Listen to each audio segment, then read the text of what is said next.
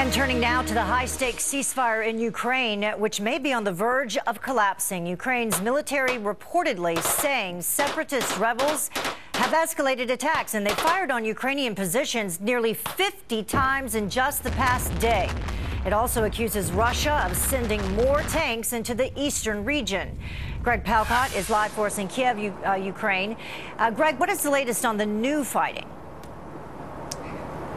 Heather, if this is a ceasefire, I would hate to see what war looks like. Now, following the big defeat of the Ukrainian military by the Russia-backed rebels in the strategic town of Debaltseve, we are seeing new reports that the separatist fighters are moving north, taking a new village around there. The fear has been that following their success this week, they would take more land. And even more alarming, as more shelling is reported elsewhere, those reports about Russian men and material crossing the border from Russia into Ukraine.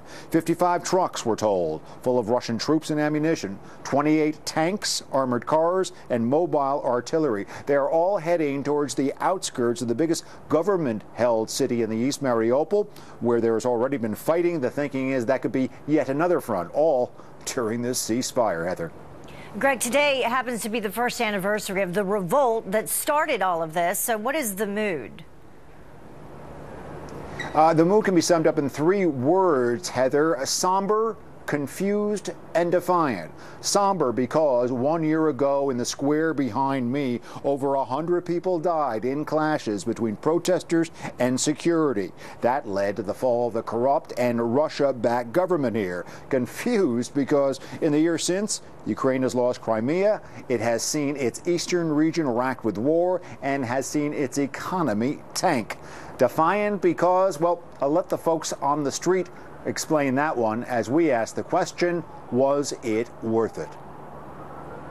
Here that they died not for money, not for something material. They died for our country, for our future. We have to do it. We need to do it. We need to fight. We need to fight. We need to stay strong. I think it's our cost. It's very bad cost. It's very hard, but unfortunately I don't see another way. Needless to say, Vladimir Putin and neighbor Russia seen as the biggest reasons why this past year has gone so badly. But there's still hope among a lot of people we're talking to, especially the young people, about the future. Heather. All right, Greg Palcott live from Kiev, Ukraine. Thank you.